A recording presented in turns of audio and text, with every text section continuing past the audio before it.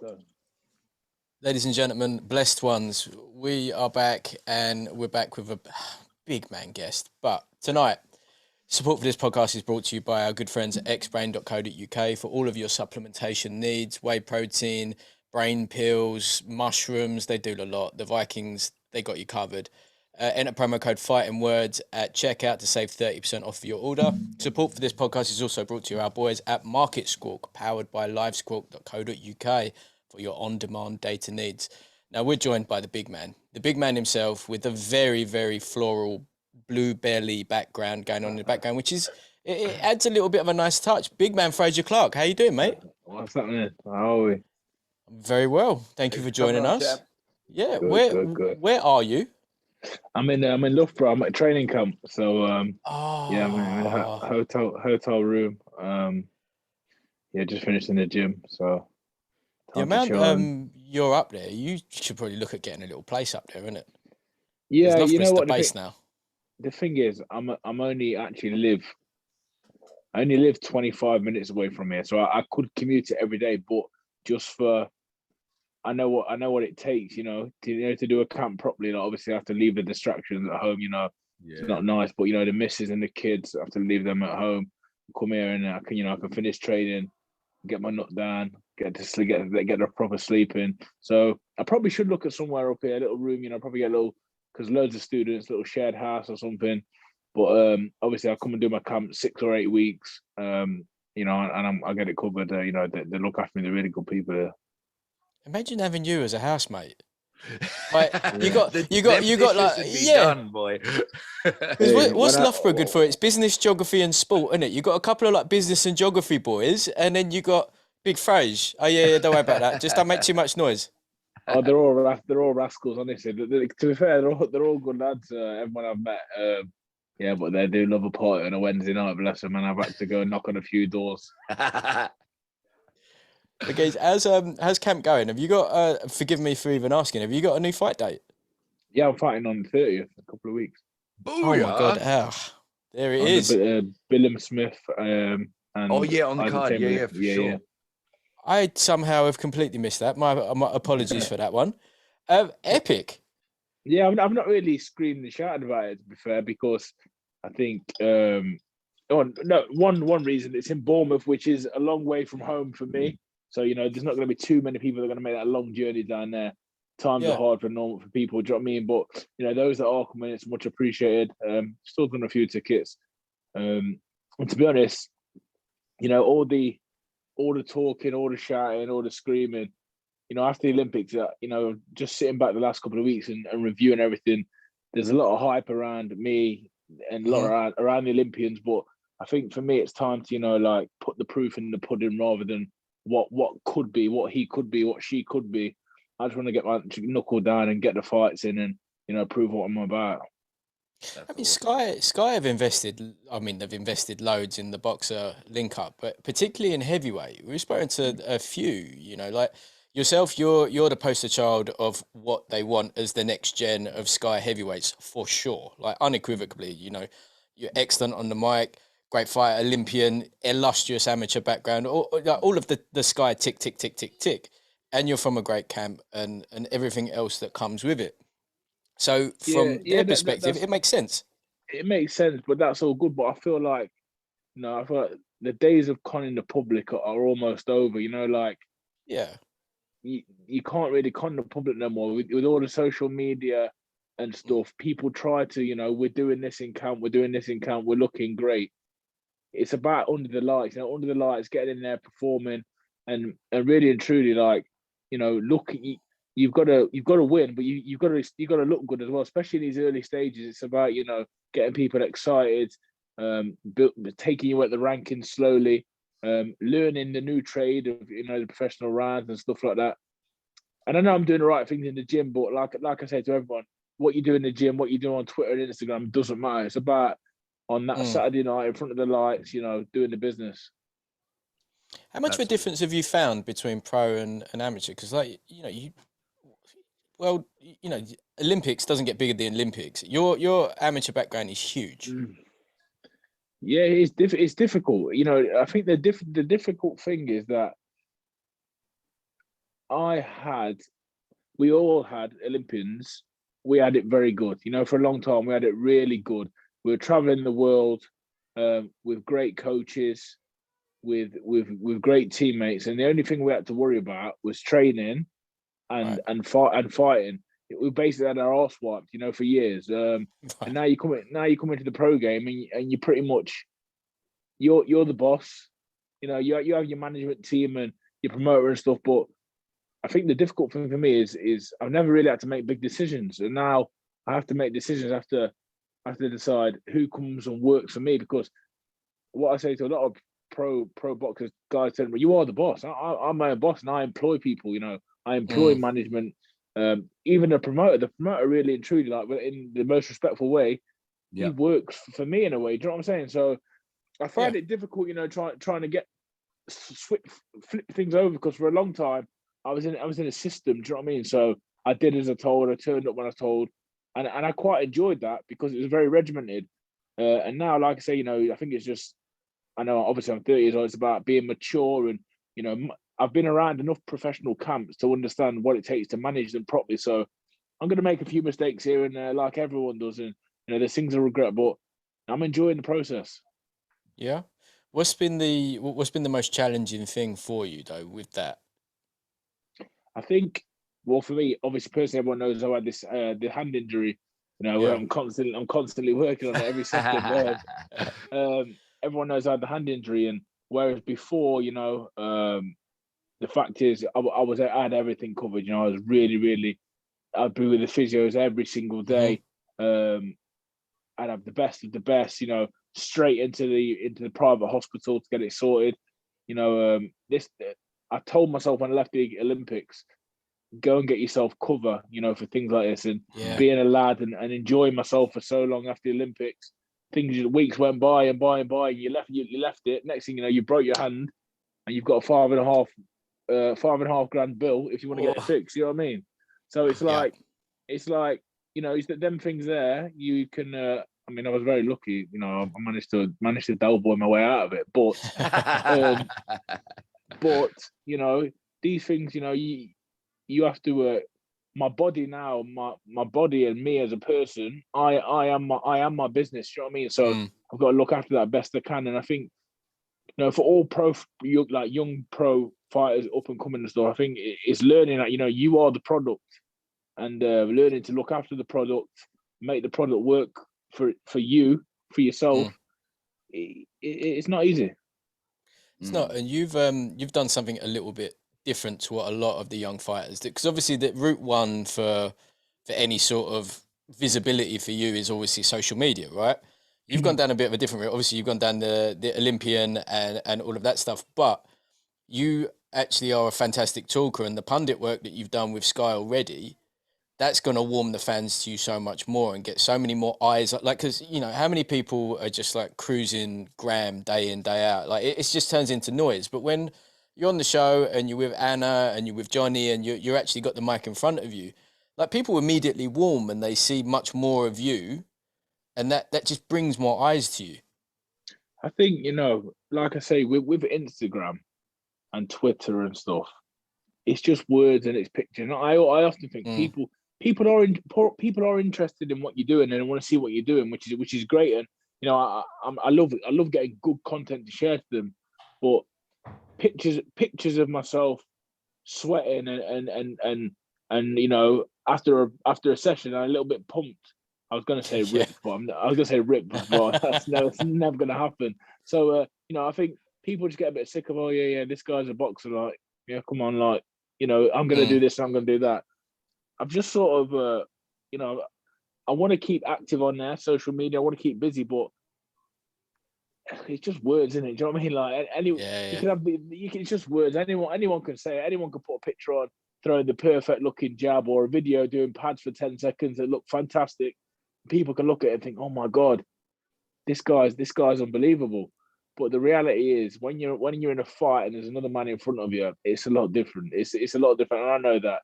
The only fighters I've seen that look great on the gym, great on pads and bags, getting there and fighting, it's a different story. So, you know, the punditry thing is just, I've always enjoyed it. Obviously, when in my security days, I spent a lot of time around like some of the pundits and stuff, and they're just talking boxing and annoyingly, you know, since the age of 11, boxing has been.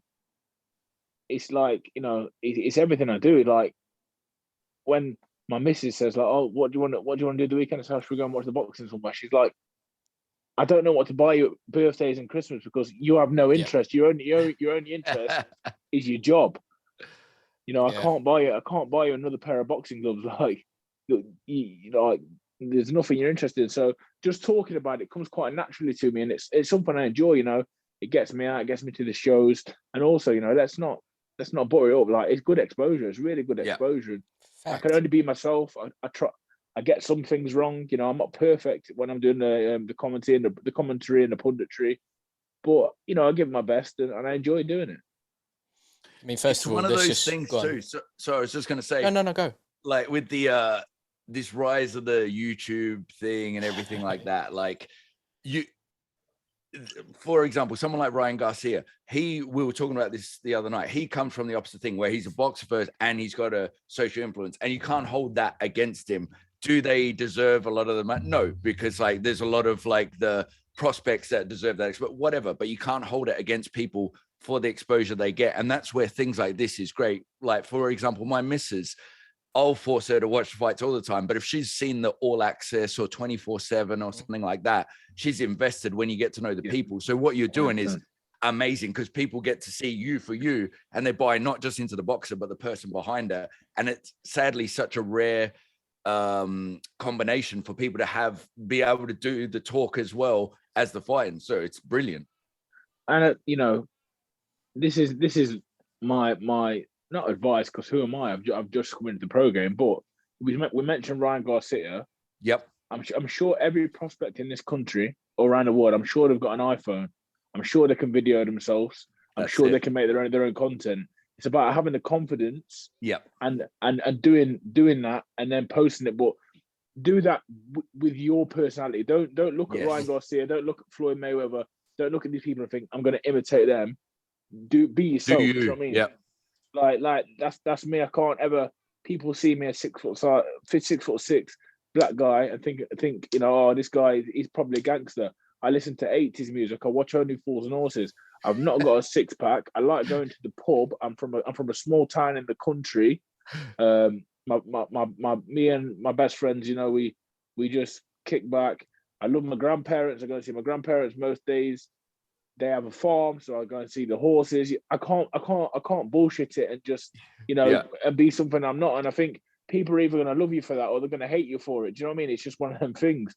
But I see a lot. You don't try and be what you see out there and you think is like, oh, that's the way to be. Yeah. Do you know what I mean? You got to be doing a black and white photo shoot of you like chopping up wood on the farm, carrying a baby cow up and down like old George Foreman used to. You got to be getting that done, haven't you? It's coming. You've read my It's coming. It's coming. Yeah. I mean, like, there's a few on these shows that do it. Like Florian, he's, you know, he sounds like he would roll up and fight anyone at any time. Like we've had Sonny Edwards on. Sonny would be another one, but he doesn't do the content, but he's excellent on social media. And then other than that, there's not that many of the UK guys. Obviously, you know, you got a titan like AJ who's got people that handles it for them. Then there's like a big, you don't really see that much of Boatsi. You don't see much of the big names. I mean, it's difficult. It's difficult, isn't it? Because I think people want to see. People want to see. Everyone sees everyone hitting the bag. People want to see what you do. How do you live outside of the boxing gym? Yeah. Everyone knows you go in the gym, you skip, you warm up, you hit bags, you hit pads, you spar. People know that. People like to see a bit of sparring, obviously. They like to see everyone get stuck into each other. But even sparring videos, for me, it's a big no-no, you know? Yeah. Just for me personally. Yeah. Some people do it. Pads, you know, I'd like to post a few pad videos. My coach is totally against it. No, there's no need to do that.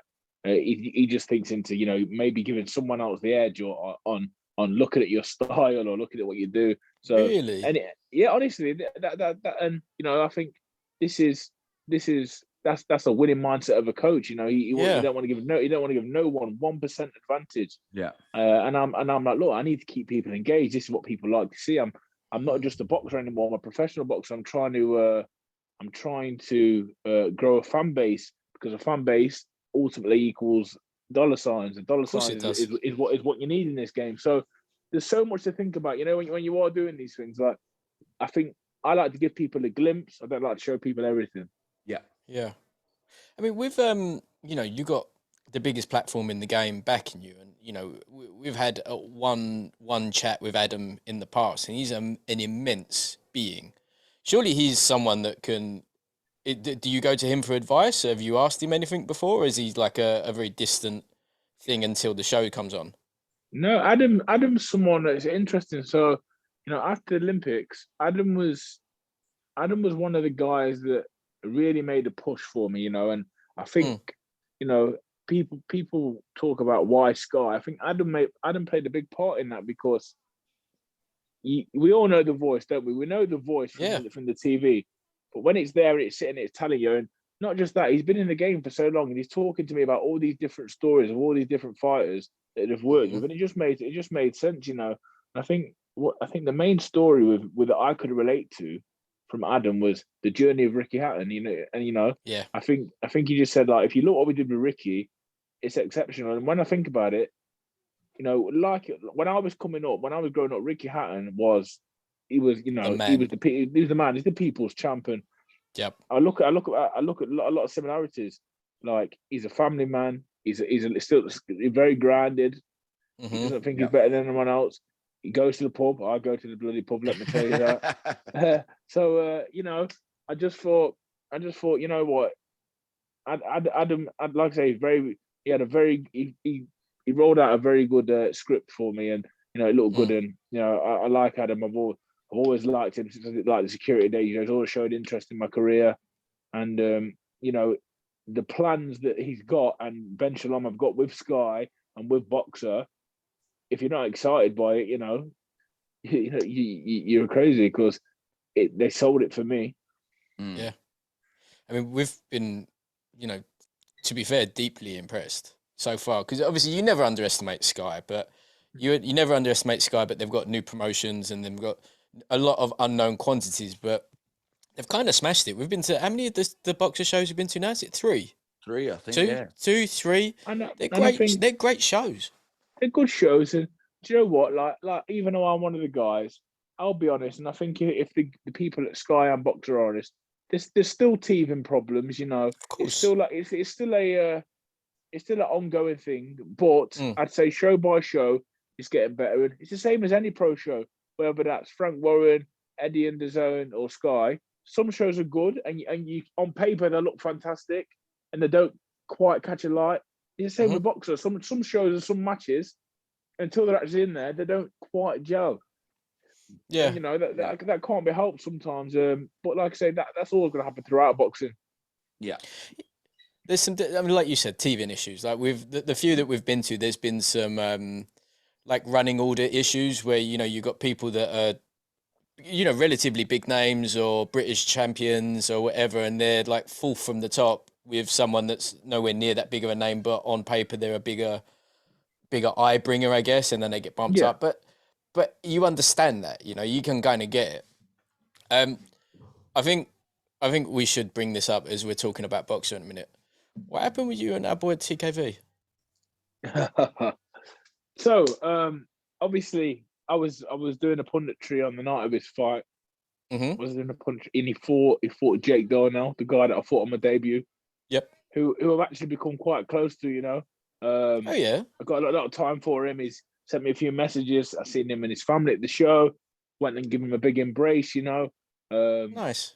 And whatnot, because that's, you know, we fought, now we're never going to fight again. He's a nice guy. He's got a young family. I got respect for him for getting in there last minute with me. And Jamie boxed well, I must say. Got countered with a few shots, as you do. It's a boxing match. Yep. It's a good stoppage, a good right hand. And then they spoke in the punditry. I think I got asked, is he on my radar? And I just answered the question. I said, Well, yeah. Well, I don't see why not. We're on the same platform. Yeah. I'll probably for me a slight pin in the back. I said we'll do it next. There's a comeback fight. Yeah. At the time, it sort of rolled off the tongue, thinking nothing of it. The more I watch it back, the more I think that's a little dig that is. The more I watched it back, do you know what I mean? So then what's happened now? He's obviously a few weeks ago by. Someone's obviously sent it to him.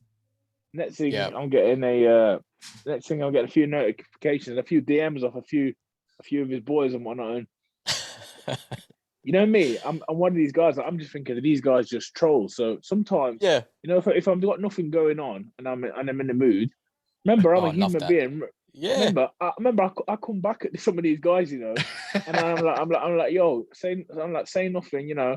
I'll see you at the next boxing show. Don't worry about that. Come keep that same energy with me. Do you know what I mean? That's just what I'm on. But then he's talking about slapping me or no, coming to my gym.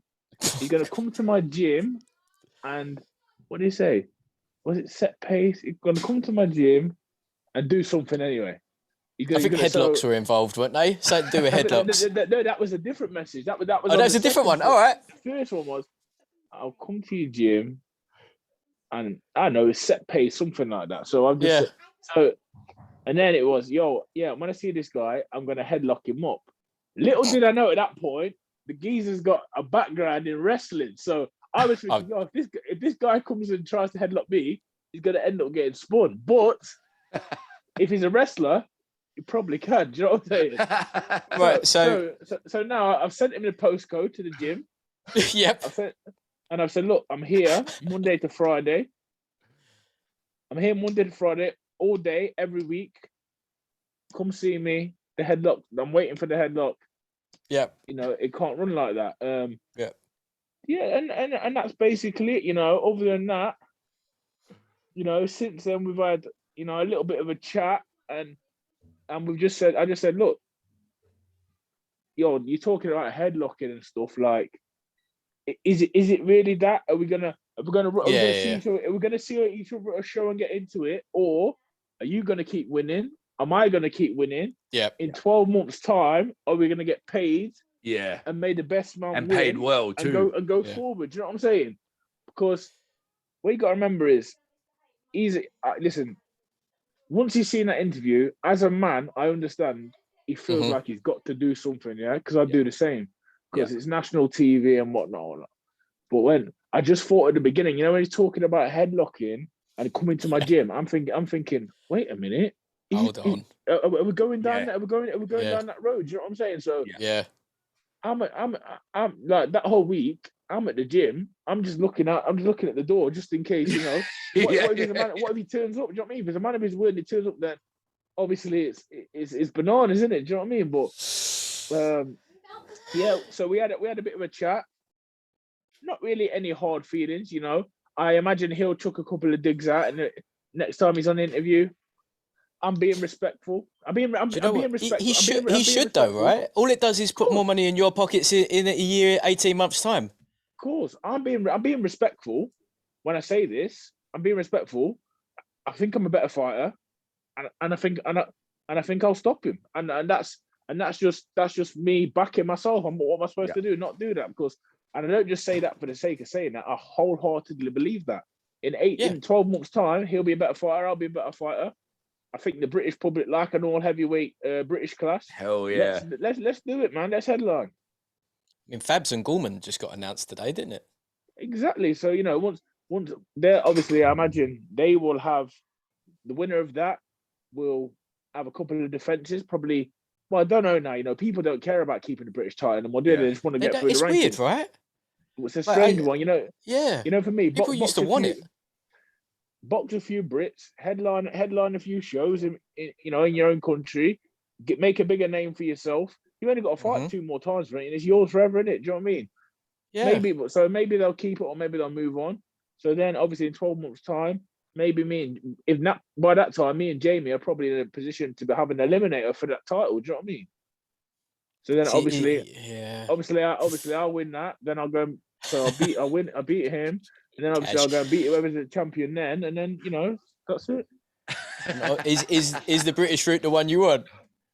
Oh, of course, you're a fool if you don't want the British title. The British title is almost the closest thing to a national title. And if you ever win a national title, which I did, Jamie, and loads of others, then you know how much it means. It's a big thing. Do you know what I mean?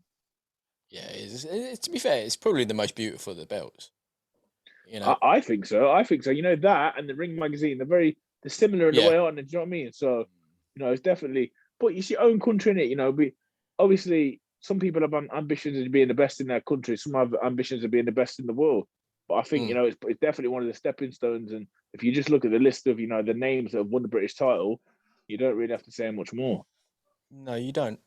With when you had your Sky deal all sorted, obviously Matchroom must have been sniffing around as well. Mm-hmm. What was the main divider between Sky or DAZN and Matchroom for you? Because you're 258 as well, right? Yeah. I mean,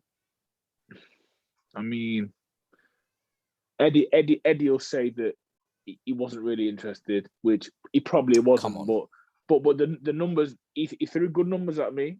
For a man that wasn't interested, there was a lot of zeros and a lot of there was a good deal for a man that wasn't interested.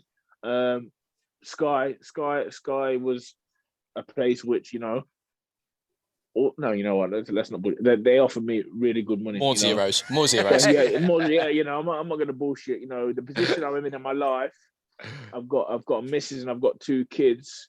And if I turned around if I died tomorrow, I have to think about what would leave them in the best position, and that was Sky. And not just that, going forward with Sky as well. Do you know what I mean? Like I say, in one of the bitter interviews Eddie gave, he's like, "Oh, Frazer's going on to buy himself a house now." Yeah, I'm buying myself a really nice house. At one point in my life, I never thought I'd be able to own a house like this. Do you know what I mean? Of course, you're buying yourself a house. Why wouldn't you buy yourself a house? No, of course. Like, obviously, some like, listen, we're in boxing circle. I know boxers. Some fighters want to fight because they want Rolexes. I don't give a shit about a Rolex. Yeah, I want a yard for my family, and I want the rest of the yards on the street where I used to live. And I want to, I want to make boxing work for me. That's just the way it is. That's Absolutely. The thing, man. It's like you put in the work, and it's a dangerous game at the end of the day. And like this is what we always say on the pod. Like, it winds us up when people are on the couch saying, "Should have done this, should have done that." It's like, make it work for you, man. Like that's awesome to hear, and your family. 100%. I mean, like I say, like. Just know that tomorrow this it could be over. That's how this game is. And I'm not here trying to be a celebrity. I'm not here trying to be something I'm not. I'm Frazer Clarke. I'm from Burton-on-Trent. I've got ambitions of being a world champion. People are not that down. People are not that down. Oh, he's never going to be a world champion. It didn't look great in the Olympics. Forget about the Olympics. That was yesterday.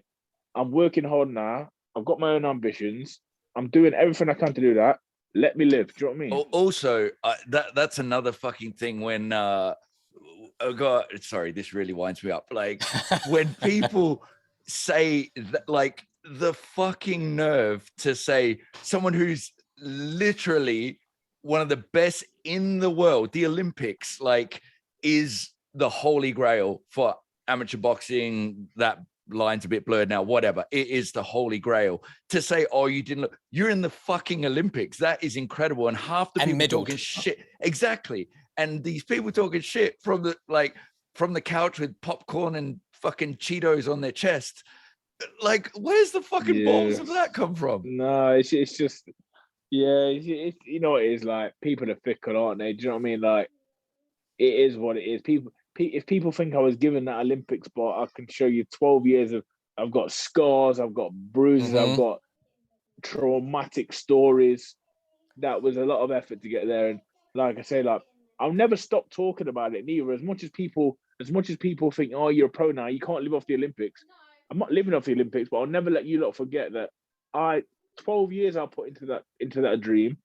And I finally got there.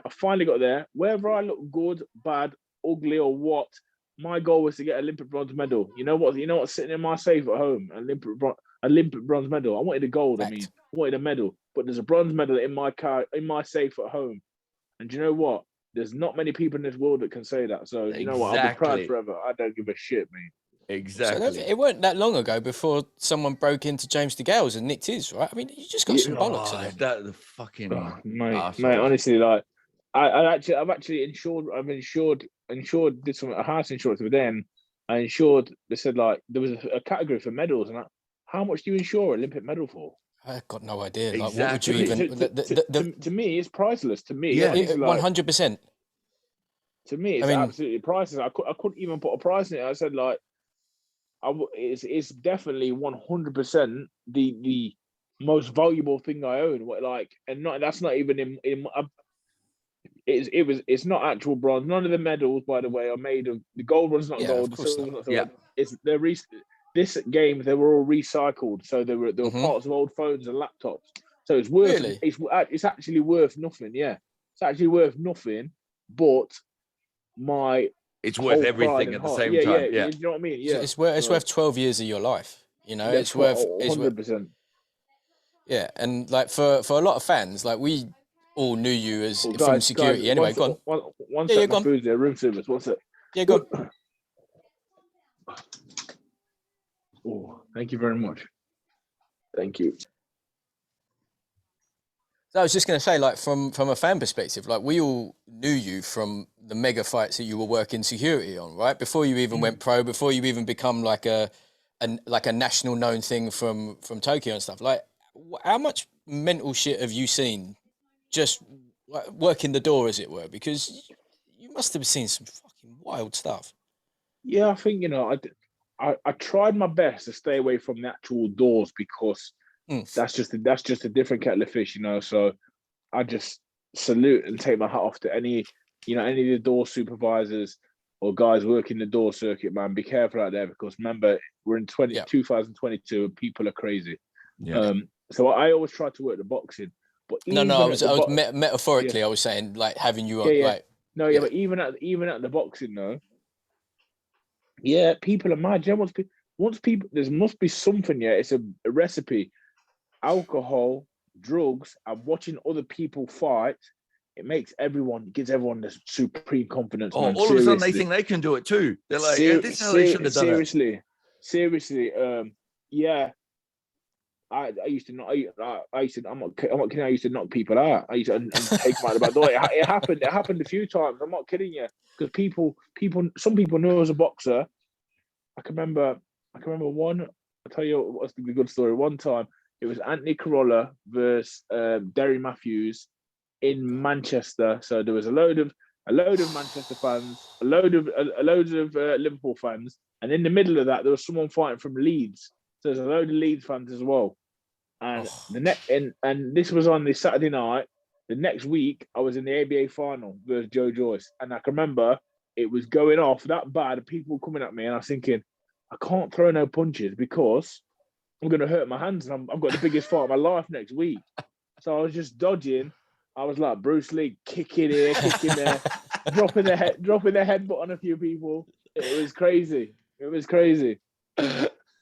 Right, that's love dropping headbutts as well. No one really wants to take a headbutt from anyone, let alone a 6'6" man. Oh mate, but no, you know what? It was just. I was just thinking, please, I just need my hands. I know. You know, easy. You know, if you punch someone without the wraps and the gloves, it's so easy to break your hand. Yeah. People's heads are hard, man. So I was thinking, you know what? 100%. I was just using my head. Guys, have you seen the bare knuckle stuff that's all going on, like the BKFC and BKB? Yeah, I know. There's a couple of guys from where I live that they're involved in it. A few ex-boxers and stuff that it's probably not worked out for them. And I'm just, and my only advice to them is, especially some of these guys with kids, you got to be careful because it's dangerous. Boxing is dangerous. Boxing is dangerous. Take that glove off, you're talking a whole different level of danger. Do you know what I mean? Mm-hmm. I imagine, there'll be people that if people hear that, some people will be fuming about it because that's their business they're in and that. But if the reality is, if you haven't fought in your life, or you're a fighter, or you care about someone, you know yourself. 2-man fighting bare knuckle is dangerous. You know what I mean? Of course like, it is. Come on, like, you know. And I'm sure, you know what? So you're telling me, same as in boxing, obviously a little bit more safer, paramedics and everything there. And I hope there is this with this sport. You're telling me if one of them guys gets chin bad, knuckles hit chin, bangs his head off the floor, well, you're going to cover him the rest of his life, cover his money the rest of his life. Do me a favor. Yeah, of course not. On that note, because I know you've got food now, and I respect that because I want food as well. I haven't eaten since yesterday because obviously I'm big into intermittent fasting, but you probably knew that already. Guys, thank you so much for joining us. It's been an absolute pleasure, mate. Thank you. No, I appreciate it, man. Appreciate it. Cheers, man. Best of luck on Take the 30th, care, dude. Thank you, man. Mate. Take care. Cheers, man. Ta-ra.